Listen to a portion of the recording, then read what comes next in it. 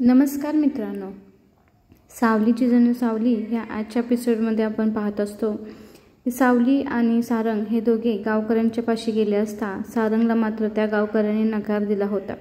तेव्हा सावली बोलते सारंगला, जेव्हा काहीच आपल्याला मार्ग दिसत नाही तेव्हा मात्र विठुराय आपल्या पाठीशी असतो, तुम्ही चला माझ्याबरोबर असं बोलून सावली परत त्यांना तिथं घेऊन जाते गावकऱ्यांपाशी।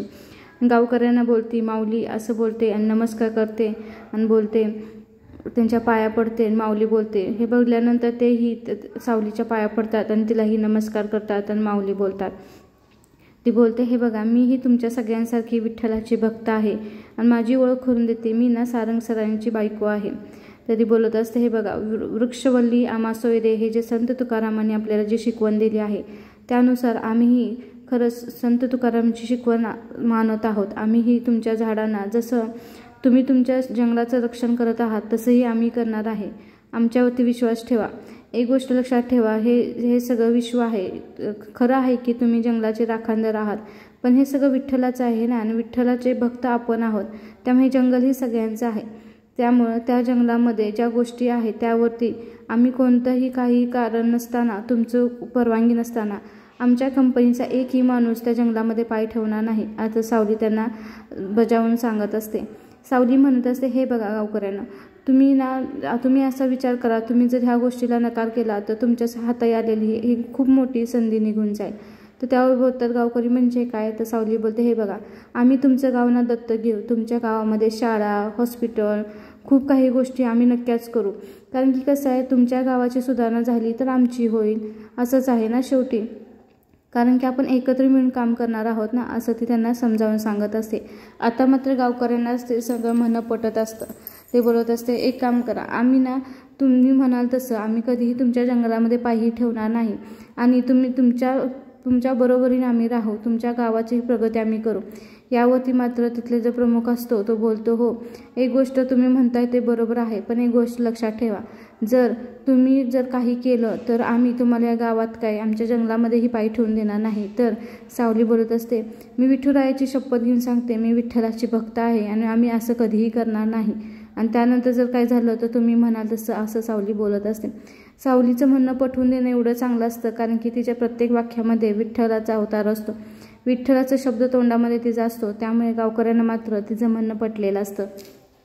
यावरती तिथली एक बाई बोलते, ही मुलीच्या खरं बोलण्यामध्ये सत्य वाटत आहे, तिचा चांगुलपणा दिसून येत आहे, तिचा खरेपणा दिसतोय, आम्हाला तर वाटतं ती म्हणते तसं करावं, कारण की आपल्या गावाचीही प्रगती होईल, असं तिथली एक बाई बोललेली असते। इकडे आता बबलू आलेला असतो घरी, खूप चिडलेला असतो आणि तिथं आलेली असते तारा। तो बोलतो, काय झालं? तारा बोलते, तर बोलतो, काय झालं म्हणजे काय झालं, काय सांगू तुला, बाईक पडली बंद, हिचं सारखं चाललं होतं, जॉबला लेट होतोय। मम्मी बोलो, जॉब कोणामुळे लागलाय? माझ्यामुळे तर लागलाय। तर तारा बोलते, अरे अरे अरे असं बोला नाही पाहिजे होत असतो, तिला खूप हर्ट झाली असेल बिचारे। तर तो बोलतो, मी चुकून बोललो होतो ना, मी काय मुद्दाम बोललोय का? तर ती बोलते, मग तू आता यामध्ये मला मदत कर। तर तारा बोलते, हां करणार की। मग तो बोलतो, मी कशी तुला मॉडेलिंगला मदत केली तशी तू मला मदत केली पाहिजे। त्याच्यावरती तारा बोलते, अरे हळू बोल, मोठ्याने काय तेच सांगतोयस तू परत, मी सांगणार, तू माझ्या म्हणण्यानुसार वागणार आहेस ना, ठीक आहे। आता काय करतो माहिती आहे का, तिला आता फोन करू नको, तिला थोडीशी स्पेस दे। तर तो बोलतो, स्पेस देऊ म्हणजे हां, काय कर, तिला आता फोन करू नको, थोडे दिवस जर असं लांब राहा, तिला स्पेस दे, तिला विचार करून दे। मग तो बोलतो, हो का, मग कसं करायचं सांगू, काय करायचं? तर तो बोलत असतो, मी काय आता तिला फोन लावायचा काय थांबणार नाही। तर ते बोलत असते, का तू आपलं ठरलंय ना या बाबतीमध्ये, मी म्हणाल तसं तू वागणार ना, असं तारा बबलूला बोलत असते। पण आता बबलू काय ऐकण्याच्या मूडमध्ये नसतो, त्याला कधी एकदाशी किरणशी बोलतोय आणि तिला सॉरी बोलतोय असं झालेलं असतं, कारण की तारानं आधी सांगितलं असतं तिला फोन लाव आणि तिला सॉरी बोल, पण काय झालेलं असतं, किरण मात्र आता काय बबलूचा फोन उचलत नसते, म्हणून परत आता तिने ती दुसरी आयडिया दिलेली असते की तूही फोन करू नको। मात्र त्याला काही थांबवत नसतं, तर फोन करत असतो, किरण। त्यावरती तारा बोलते, काय करतोयस तू? बबलू बोलतो, मी तिला फोन करतोय। तर तारा बोली, आत्ता मी तुला काय सांगितलं, फोन करू नको म्हणून, तरी तू फोन करतोयस? तर तो काय ऐकत नाही, फोन लावून जातो। तर तारा बोलते, काही नाही होणार, हा सिंगल म्हणजे सिंगलच राहणार, असं तारा मात्र मनामध्ये बोलते। आणि आता आपल्याला इकडं पाहण्यास भेटत आहे की गावकरी लोकांना कसं सावलीनं मात्र समजावून सांगितलेलं आहे की कशा पद्धतीने आम्ही सगळ्या गोष्टी हँडल करू। त्यावरती मग मात्र प्रमुख जो असतो तो तयार होतो आणि बोलतो ठीक आहे, पण आमची ही अट तुम्हाला मान्य करावी लागणार आहे. तुम्ही जर जंगलामध्ये काही जर केलं आमचं नुकसान तर आम्ही तुम्हाला आमच्या गावामध्ये आणि जंगलामध्ये पाय ठेवून देणार नाही. आणि यावरती मात्र बाकीचे गावकरीही तयार झालेले असतात. आणि सावलीने विठ्ठलाची शपथ घेऊन सांगितलेली असते की असं काहीही होणार नाही. मग मात्र आता सगळ्यांना पटलेलं असतं, सगळे तयार होतात. मग ते बोलतात ठीक आहे, तुम्ही सांगा तुम्हाला कोणत्या कोणत्या गोष्टी काय काय हवं आहे. त्यावरती मात्र सारंग सरांनी दिलेली लिस्ट सावली त्यांना देते आणि बोलते ह्या गोष्टी आम्हाला हव्या आहेत.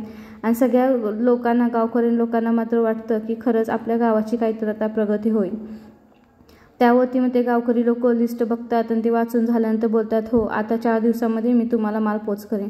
हे ऐकून मात्र आता सारंग खूप खुश झालेला आहे, कारण की जी डील तो क्रॅक करू शकला नाही ती डील आता त्याच्या बायकोनं क्रॅक केली आहे. आणि आता तो पुढे येऊन बोलतो अरे बापरे, आहेस तरी कोण, माझी बायको कोण आहे, मला काय समजणं झालं. असं बोलून तिच्या पाया पडतो. माऊली म्हणतो तिला कसं न तू केलंस तर. यावरती सावली बोलते मी काहीच केलं नाही, हे सगळं पांडुरंगानं केलं. तर सारंग बोलतो पांडुरंग नाही तर माझी बायको माझ्या पाठीशी उभी आहे, असं तिला बोलत असतो. इकडे आता राजकुमार गॅरेजमधून आलेला असतो. त्याचे सगळे कपडे खराब झालेले असतात, हाताला डिझेल वगैरे लागलेला असतो. बॅग कुठे ठेवू त्याला कळत नसते. एकदा बेडजवळ ठेवतो, परत म्हणतो नको इथं खाली ठेवावी. त्यानंतर तो बॅग ठेवतो, त्यातून मग आता टॉवेल घेऊन येतो. तेवढ्यातच अमृता येते चहा घेऊन आल्यानंतर राजकुमार बोलतो हे काय, तुला असं वाटते का मी या घरात राहू नये म्हणून. तर अमृता बोलते काय झालं, माझं काय चुकलं आहे का. तर यावरती राजकुमार बोलतो हो, तुझंच चुकलं ना, तुला वाटते ना मी या घरामध्ये राहावं, मग कशाला हे सगळं करू नको. माझी सेवा करणं, माझ्या जेवणाच्या वेळी पाळणं, मला चहा पाणी देणं, हे सगळं करू नको. मी इथं तुझी काळजी घेण्यासाठी राहिलं आहे, माझी नाही. आणि आत्तापर्यंत तू घेतलीस ना माझी काळजी, बस झालं, आता नाही. तर अमृता बोलत असते हे तर माझं कर्तव्य आहे. तर राजकुमार बोलतो नाही, आतापर्यंत तू केलंच खूप झालं, आता मी करणार आहे, तुझी काळजी घेणार आहे. आणि दुसरी गोष्ट तू विसरतेस का मी भाडेकरू आहे, मला तो चहा नको आहे.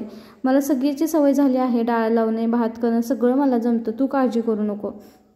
त्यावरती अमृता बोलते हे लक्षात ठेवा, तुम्ही जर भाडेकरू आहात ना मग तुम्ही आईना द्या भाडं, मला तुम्ही सांगू नका की मी तुमच्याशी कसं वागायला पाहिजे कसं नाही ते.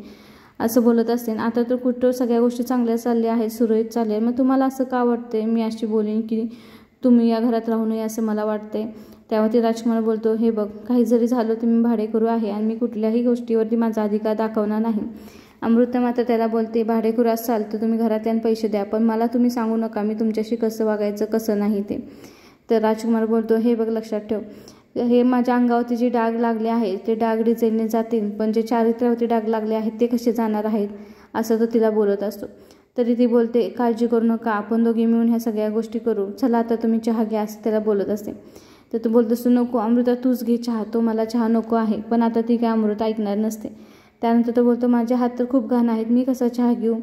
तर ती बोलते तुम्हाला मी देते चहा, पण तो ऐकत नसतो आणि अमृताला खाली बसवतो आणि बोलतो आरामची गरज तुला आहे मला नाही. तरीही अमृता आता उठून चहा घेत असते.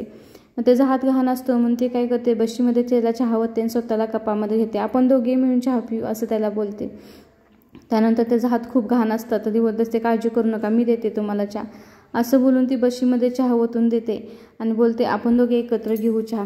त्यानंतर तो बोलत असतो चहा घेताना खरंच अमृता तू माझ्या पाठीशी इतकी वर्ष तू माझ्यासाठी एवढं केलंस, पण मी खरंच तुझी कधीच किंमत केली नाही. तर अमृता बोलते आता आपण नव्याने सुरुवात केली आहे, काळजी करू नका, खूप छान येतील दिवस आपले, अशी बोलत असते. त्यानंतर ती बशीमध्ये त्याला चहा ओतून देते आणि स्वतः हे चहा घेते, आपण दोघे मिळून पिऊ चहा असं बोलते. नंतर ते दोघे मिळून चहा पितात. ती बोलते कसा झाला आहे चहा. तर राजकुमार बोलतो चहा छान झाला आहे, पण काय ना त्याला डिझेलचा वास येत आहे असं बोलतो. थांब मी हात धुवून येतो आणि तिला बोलतो तसा. त्यानंतर ती बोलते हो तुम्ही हात धुवून या आणि काळजी करू नका, सगळ्यांना सगळ्या गोष्टी कळतील, आईही लवकरच तयार होतील आणि आपल्या दोघांचा संसारही चांगलाच नक्कीच चालू होईल असं त्याला बोलत असते. त्यानंतर तिने करून आणलेला चहा मात्र पिल्यानंतर त्याला खूप बरं वाटतं आणि खूप दिवसांनी बायकोच हातचा चहा पिल्यानंतर मात्र तो आनंदी झालेला असतो. आणि त्याच्या मनामध्ये वाटत असतं की खरंच अमृता किती चांगली आहे आणि मी आत्तापर्यंत तिला कधी ओळखू शकलं नाही, तिला ते प्रेम देऊ शकलं नाही आणि ती माझी एवढी काळजी घेते आणि हे पहिल्यापासूनच घेते, आत्ता नाही, पण मीच तिला कधी किंमत दिली नाही असं तो मनामध्ये विचार करत असतो. त्यानंतर तिने दिलेला चहा तो पितो आणि त्यानंतर तो हातपाय धुण्यासाठी तिथून निघून जातो. आता इकडे मात्र सावली सारंगचा रोमॅन्स चाललेला असतो मस्तपैकी. सारंग बोलतो कुठे चालूस तू, इकडे ये, मला ना भूक लागली आहे. तर सावली बोलत असते हो का, मग चला ना काय देऊ तुम्हाला खायला. आता सारंग बोलतो मला खायला तू हवी आहेस असं तिला बोलत असतो. तर बोलते हो का, मग मला हे आधी माहीत असतं तर माझं काम वाचलं असतं ना. तर सारंग बोलतो कुठलं काम तुझं वाचलं असतं? तर एका माणसाचा स्वयंपाक मी कमी केला असता, माझं काम जर हलकं झालं असतं. तो बोलतो हो का, बरं. मग बोलतो बरं, मग तुला सगळ्या गोष्टी तू कशी काय एवढी मोठी डील क्रॅक केली? तर सावली बोलते हे बघा, मनामध्ये चांगले भाव असले ना पुढच्या माणसाला आपण लगेच कन्व्हिन्स करू शकतो. आपल्या भावना चांगल्या पाहिजेत, आपल्या भावना पुढच्यापर्यंत पोहोचल्या की मग लगेच काम पटकन होतं. आणि मी एवढं काही मोठं केलं नाही, मी फक्त मनामध्ये चांगले भाव ठेवले होते आणि ते लोकांना पटले होते. तर सारंग बोलतो बरोबर आहे हां तुझं. मग आता माझ्या मनामधले भाव तुला ओळखतात का? तर सावली बोलत नाही, मला नाही तो ओळखत. मला असं वाटतं, सावली बोलते, की मी आतापर्यंत मला असं वाटत होतं की मी तुम्हाला खूप चांगलं ओळखते, पण मला असं वाटायला लागले की मी तुम्हाला ओळखत नाही. तर सारंग बोलतो याचा अर्थ मी चांगला घ्यायचा का वाईट घ्यायचा? तर सावली बोलते हे तुम्ही ठरवा आता, तुम्ही कसा अर्थ घ्यायचा ते.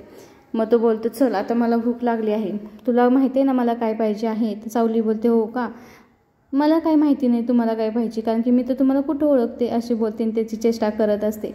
मग त्यावरती मात्र हा रोमॅन्टिक मूडमध्ये असतो. चल आता मला तुला पाहिलं तरी माझं पोट भरते, तुला माहीत आहे ना. तर सावली बोलते हो का, बरं झालं, आता माझं उद्यापासून काम वाचलं. मी आता काय करेन, एका माणसाचा स्वयंपाक कमी करेन, म्हणजे तुम्हाला असंही मी पाहिल्यानंतर माझं तुमचं पोट भरतं ना. आता सारंग मात्र चिडलेला असतो, बोलत असतो प्रेमाने, सावली तुला माहिती आहे ना मला काय पाहिजे ते, असं तिला जवळ घेण्याचा प्रयत्न करत असतो. बरं तुला माझ्या मनातल्या भावना तर ओळखतात ना, असं बोलत असतो. त्यावरती सावली मात्र काही रिप्लाय देत नाही आणि तिथेच उभी राहिलेली असते. त्यानंतर ती बोलते सारंग सर मी खाली जाते, मला काम आहे, मला पटपट काम उरकून घ्यायचे आहे, असं बोलते आणि त्याला तिथून जाण्यासाठी बघते. सारंग बोलतो सावलीला मोठ्या मोठ्या डील मी क्रॅक करतो, पण असं ग्राउंड लेवलवरती येऊन काम करणं खरं तुझ्याकडून शिकलं पाहिजे. त्यानंतर मात्र त्याला ती चकवा देत तिथून निघून गेलेलं असतं आणि सारंग मात्र तिच्या विचारामध्ये सोफ्यावरती पडून राहिलेला असतो. आणि सावली मात्र त्याला मस्तपैकी मला काम आहे हे मी करून येते असं बोलून त्याला धक्का देते आणि तो तिथे खाली पडतो. आणि आता सावली तिथून खाली निघालेली असते. आणि मात्र सारंगच्या डोळ्यामध्ये कळत असतं की तो सावलीवरती किती प्रेम करत आहे आणि त्याला असं वाटत आहे की तिनं माझ्या मनातल्या भावना नक्कीच ओळखाव्या आणि मला काय वाटते तिनं ओळखावं असं त्याला वाटत असतं. जेव्हा ती रूममधून बाहेर पळत येत असते तेव्हा ती मात्र नक्कीच आनंदात असते. तेवढ्यातच आता आले ऐश्वर्या बोलणार, काय गं खूपच आनंदी दिसतेस आजकाल, काय चाललंय काय तुझं? सारंगबरोबर बघायला तिकडं असतेस तर त्यावरती का बोलते सावली, का नवऱ्याबरोबर फिरणं काही चुकीचं आहे का? तर त्यावरती ती बोलते खूपच बोलायला लागलीस गं तू, तुला खूपच तोंड आलंय बोलायला, गेली होतीस कुठं तुम्ही दोघे मिळून? तर सावली बोलते तुम्हाला माहीत नाही का, तुम्हाला माहिती आहे ना सारंग सर नवीन प्रोडक्टवरती काम करत आहेत, त्याच्यासाठीच आम्ही गावी गेलो होतो तिथल्या गावकऱ्यांशी बोलायला. तर त्यावरती ऐश्वर्या बोलते हो का, मग कुठल्या गावी, काय, कशासाठी गेला होता? मग ती सगळे डिटेल तिच्याकडून काढून घेण्याचा प्रयत्न करत असते. सावलीला मात्र ह्यातमध्ये तिचा काय हेतू आहे हे समजत नाही. त्यामध्ये सगळं सांगून टाकते की कशासाठी गेलो होतो, काय करत होतो म्हणून. त्यावरती ती बोलते तिला राग आलेला असतो कारण ती बोललेलं असते की बघल तेव्हा नवऱ्याबरोबर असते, काय चाललंय तरी काय तुझं? तर सावली बोलते असं का बोलते तुम्ही, नवऱ्याबरोबर राहणं काही चुकीचं आहे का? तर ऐश्वर्या बोलते ही तू मला सांगू नको, ही तुझी नाटकं ना तुझ्यापाशी ठेवतो, मला सांग कुठल्या कामानिमित्त गेला होता आणि काय होतं? तर तू बोलते कंपनीचं काम होतं. त्यानंतर ती जाताना विचारते व कोणतं गाव होतं? आणि सावलीला खरंच लक्षात येत नाही की आपण तिला सांगितलं नाही पाहिजे आणि ती सांगून टाकते डोंगरवाडी. हे ऐकल्यानंतर आता ऐश्वर्याच्या डोक्यात चालू झालं आहे आता त्या डोंगरवाडीला जाऊन आपल्याला नक्कीच भेट द्यावी लागणार आहे. इकडे ही ऐश्वर्या फोनवरती रूममध्ये कुणाशी तर बोलत असते, मला त्या माणसाचा नंबर पाहिजे लवकरात असं बोलत असते. तेवढ्यातच राजकुमार दारामध्ये येतो, नॉक करतो, आतमध्ये येऊ का? राजकुमार बोलतो तुम्ही बिझी असेल तर मी नंतर. ऐश्वर्या बोलते नाही मी बिझी नाही, पण मी कधीची वाट पाहते, कधी तू येतोयस आणि तुझी नाटकं थांबवतोयस याचीच मी वाट पाहत होते. आता कसं बरं बघ, छान वाटतंय बघ, खरंच खूप छान वाटलं मला तुला इथे बघून. कसली भारी होते रे आपले पहिले दिवस, आपण जे एकत्र मिळून कांड केलेले, फ्रॉड केले होते, खूप छान होते ते दिवस. आता मला परत एन्जॉय करायचं आहे, तू आलास ना परत, आता मला खूप छान वाटलं आहे. चला आता सांग मला काय म्हणायचं आहे तुला.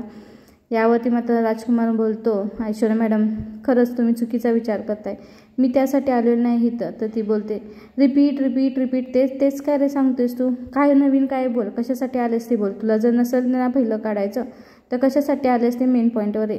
तर त्यावरती राजकुमार बोलतो हे बघा ऐश्वर्या मॅडम, माझ्या आणि अमृतामध्ये येणं तुम्ही बंद करा, तिचं माझ्या विरुद्ध कान भरणे तुम्ही बंद करा.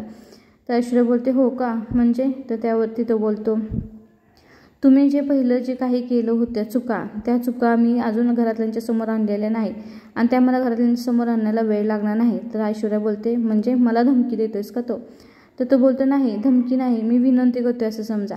हे बघा, घराच्या बाहेर राहणं कसं असतं, घरातून बेदखल झाल्यानंतर कसं होतं, या सगळ्या गोष्टी मला आता चांगल्या माहीत आहे. मी आहे मूर्ख, नालायक आहे. तर ऐश्वर्या बोलते, हे तू तुझ्याजवळ ठेव, तू सांगू नकोस मला काय करायचं काय नाही ते, माझं मी बघते आणि ह्या धमक्या तू मला द्यायचं नाही. तर राजकुमार यावरती बोलतो, मी तुम्हाला धमक्या देत नाही, मी तुम्हाला विनंती करतोय. तर त्यावरती ती बोलते, काय, नीट ऐकलं नाही मला, विनंती, राजकुमार रिक्वेस्ट करतोय, हेच म्हणायचं आहे का तुला? तर त्यावरती राजकुमार बोलतो, हो, विश्वास ठेवायला शिका. एक गोष्ट लक्षात ठेवा, तुम्हाला जर तुम्ही जे करताय ते घरातल्यांच्या समोर आलं तर तुम्हाला घरात काय कंपनीतून बेदखल करतील आणि तुम्हाला मात्र ही जी लाईफस्टाईल आहे हे सोडणं शक्य होईल का याचा विचार करा. मला काय माझं घरातल्यांच्या समोर आलं तर मला घरातून बाहेर हाकलून देतील आणि मी जाईन इथून निघून जाईन. मी असाही नालायक आहे, मूर्ख आहे, ही सगळी नावं माझीच आहेत, खरं आहे ना. पण एक गोष्ट लक्षात ठेवा, तुमच्याबद्दल जर घरातल्यांना माहिती झाली तर काय होईल? तर यावरती ऐश्वर्या बोलते, विसरलंयस की राजकुमार, तू आधीही प्रयत्न केलास ना, जे 2 लाखाचा फ्रॉड तू सांगितलास त्यावरती काय झालं? आईने कुणावरती विश्वास ठेवला? माझ्यावरती. कसं आहे, आईंच्यासाठी मी आदर्श सून आहे. तर यावरती राजकुमार बोलतो, म्हणूनच सांगतोय तुम्हाला, सगळं चांगलं चालू आहे, यामध्ये मिठाचा खडा टाकू नका तुम्ही, चांगलं सुरळीत राहून दे. उगाच हे वाईट तुमचं जे फ्रॉड चालू आहे ते आता तुम्ही बंद करा. यावरती मात्र ऐश्वर्या त्याला बोलत असते की हे मला तू सांगू नकोस. आता राजकुमार हात जोडून बोलतो, मी तुमच्याशी विनंती करून बोलत आहे की तुम्ही हे सगळं बंद करा. त्यावरती मात्र ऐश्वर्याला आश्चर्य वाटते की हा माझ्याशी हात जोडून बोलत आहे. तर ऐश्वर्या बोलते, तू तुझं बघ, मी माझं मी बघते, मला तू शिकवायचं नाही, मी काय करायचं काय नाही, आणि मला त्या धमकीत अजिबात द्यायची नाही. त्यावरती राजकुमार बोललेला असतो की मी तुम्हाला धमकी देत नाही, मी फक्त तुम्हाला अलर्ट करतोय की तुम्ही फक्त आमच्या दोघांमध्ये यायचं बंद करा. ऐश्वर्या मात्र आता त्याला टिचकी वाजून बोलते, हे तू तुझा शांतपणा तुझ्याजवळ ठेव, मला तू शिकवायचं नाहीस आणि मी कसं वागायचं काय नाही मी माझं मी पाहते. आणि एक गोष्ट लक्षात ठेव, काही जरी झालं तर तू घरातल्यांच्या पुढे मला ना चुकीचे ठरवू शकत नाहीस, कारण की मी खरंच आदर्श सून आहे, हे सगळ्यांना माहीत आहे. यावरती राजकुमार तिला समजावून सांगण्याचा प्रयत्न करतो, एक मोठा भाऊ म्हणून मी तुम्हाला सांगत आहे असं ऐश्वर्या बोलतो. तुम्ही हे सगळं इथंच थांबवा, नाही तर जर तुमचं काही उघडीस आलं तर तुम्हाला हे झेपणार नाही, मला ह्याची सवय झाली आहे असं बोलतो तो आणि तिथून निघून जातो. आता इकडे मात्र या दोघांचा फुल्ली रोमॅन्स चालू असतो. आता सारंग बोलत असतो, एक गोष्ट तुझ्या लक्षात आली का, आपण दोघे 24 तास एकत्र राहावं म्हणून मी एक आयडिया केली आहे, तुला वाटते ना आपण दोघे एकत्र राहावं? तर त्यावरती सावली बोलते, हो मलाही वाटते. तर सारंग बोलतो, मी काय केलं आहे, कंपनीमध्ये एक नवीन पोस्ट साठी तुला रिक्रूट केलं आहे आणि तुला मी नवीन एक पोस्ट देणार आहे. तर सावली बोलते, कशाला, नको. तर बोलतो, नाही का तुला एकत्र 24 तास राहायचं? तर सावली बोलते, अहो राहायचं आहे, पण कसं आहे, मी काय करणार ना कंपनीत येऊन, माझं ते काम नाही आहे, मला ते जमणारही नाही असं बोलत असते. तर सारंग बोलतो, असं नाही, तू येशील ना, तुला हळूहळू जमेल, बघ तू, आणि बरं होईल ना, आपण दोघे एकत्र जाऊ, दिवसभर थांबू एकत्र घरी येऊ, एकत्र जेऊ, एकत्र खाऊ, असं तिला बोलत असतं. तर सावली बोलते, नाही सारांचं, मी जर आले कंपनीमध्ये तर इकडे काय होईल, सगळं ना अमृताविनीची एकटीवरती पडेल घरातलं काम, आणि ते मला नको आहे. आम्ही दोघी मिळून घरातलं काम करू, आणि तुम्हालाही माहीत आहे ना हो तारा मॅडम किती घरातलं काम करू लागतात, अमृताविनीचं उगाच हाल नको, अशी बोलत असते. त्या ते सारंग बोलतो, तू काळजी करू नको, मी तुला कसं पटवायचं ते मला माहीत आहे, आईला मी पटवू शकत नाही तुला माहीत आहे, पण आईला ना मी काय करेन सांगण्याचा प्रयत्न करेन. तर सावली बोलते, नको, तुम्ही माझ्यासाठी ना तिलोत्तमा मॅडमचा राग घेऊ नका, आधीच त्यांना ते आवडणार नाही, आणि तुम्हाला उगाच त्यांचा राग ते करतील हे मला आवडणार नाही. तर यावरती सारंग बोलतो, काय लोक असतात स्वतःचं म्हणणं पटवून घेण्यासाठी काय करतात, आणि तू मात्र आहे सगळ्यांचं चांगलं व्हायचं आणि स्वतःची इच्छा मारायच्या. तर यावरती सावली बोलते, असं नाही हो, जे पटतं तेच करायला पाहिजे ना आपण, आणि हे योग्य नाही, मी घरामध्येच ठीक आहे, कंपनीतलं काम मला थोडी जमणार आहे, आणि आपण दोघे असे एकत्र आहोतच ना, तुम्ही काळजी करू नका, अशी बोलत असते. सारंगला मात्र वाटत असतं की सावलीने तिच्याबरोबर कंपनीमध्ये यावं, एकत्र जास्तीत जास्त वेळ घालवावा, पण सावली त्यांना पटवून देते की माझ्यामुळे तुम्ही तिलोत्तमा मॅडमचा राग घेऊ नका, त्यांना हे आवडणार नाही, आणि मी जरी कंपनीमध्ये आले तर अमृतावहिनीला मदत कोण करणार, हे खरं आहे ना. ह्या दोघींचं असं बोलणं चालू असताना आता नक्की काय होणार आहे, उद्याच्या भागामध्ये आपल्याला नक्कीच पाहायला भेटेल की आता ऐश्वर्या डोंगरवाडीला जाऊन सारंगच्या विरोधामध्ये नक्की काय करगुड्या करणार आहे का ती लोक बदलणार आहेत, हे सगळं पाहण्यासाठी आपल्याला नक्कीच उद्याचा भाग पाहावा लागणार आहे. आजच्या भागामध्ये आपल्याला एवढं कळालं आहे की सावलीमुळे कसं सारंगला हे काम भेटलं आहे. आपल्या मनामध्ये चांगल्या भावना असतील तर पुढचाही माणूस ते समजून जातं, ही शिकवण मात्र सावलीने आता सारंगला दिली आहे. आता सारंग मात्र तू माझ्या मनातल्या भावना ओळख असं तिला बोलत आहे. आता आपण नक्कीच पाहू काय होणार आहे की सावली कशी आता कन्व्हिन्स करणार आहे सारंगला, का सारंग कन्व्हिन्स करतो सावलीला कंपनीमध्ये जॉईन होण्यासाठी. यासाठी नक्कीच आपल्याला उद्याचा एपिसोड पाहावा लागणार आहे आणि हा एपिसोड आपला इथे संपत आहे.